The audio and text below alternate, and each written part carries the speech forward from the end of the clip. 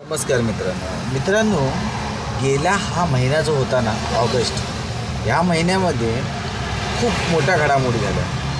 आपली film star Kangana Ranaut, हीच ती कंगना राणावत जिने ओरडून उद्धव बाळासाहेब ठाकरे यांच्यावरती पण आरोप केले होते आणि नंतर भाजपाची रखेल झाली होती.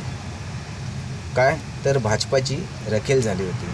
तुम्हाला माहिती आहे का, गेल्या महिन्यामध्ये हिने कंगना राणावतने चक्क पंतप्रधान नरेंद्र मोदीवरती आरोप केले की पंतप्रधान मोदीने माझ्यावरती जबरदस्ती केली. म्हणजेच जे शोषण म्हणतात ना, शोषण ते केलं कंगना राणावतचं.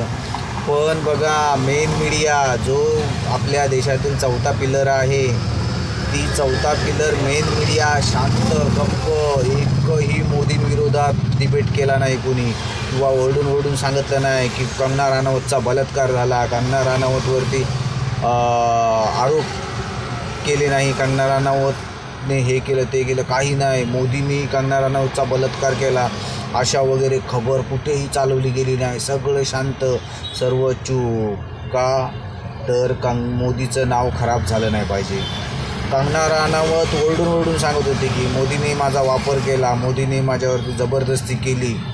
पण मेन मीडिया सर्व गप्प. तिथे प्रकरण दाबलं गेलं. हेच जर कोण राहुल गांधी किंवा काँग्रेस सरकार किंवा इतर पक्षाचा कोण असता आणि कंगनावरती काय केलं असतं, साधं बोललं जरी असतं तरी बलात्कार केलेल्यासारखं झालं असतं.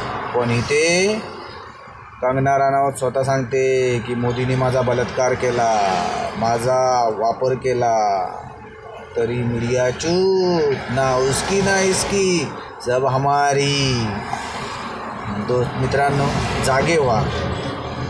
येणारा काळ तुमचा खूप वाईट असेल, कारण 12-12, 14-14 तास तुम्हाला खंडावं लागेल. खरोखर सांगतोय, हे BJP जे सरकार आहे ना, ह्यांचं खूप वेगळं आहे. कारण हे बेटी बचाओ बेटी पढाओ हे फक्त नारा देण्यापुरते आहेत. लक्षात घ्या विषय.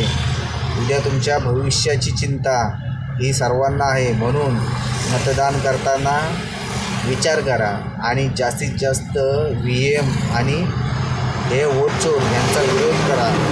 कारण जर चांगलं भविष्य तुम्हाला आणि तुमच्या पिढीला पाहिजे असेल तर BJP सरकार जाणं गरजेचं आहे. नाहीतर हे असेच रोज रात रंगीली किंवा फुल डान्स बार आणि मीडिया हे तुम्हाला दाखवणार नाही. लक्षात घ्या विषय. तर मतदान करताना आणि VMचा विरोध करा, जेणेकरून सरकार जाईल. नाहीतर तुमचं भविष्य खतऱ्यामध्ये आहे. उद्या तुमच्या भविष्याची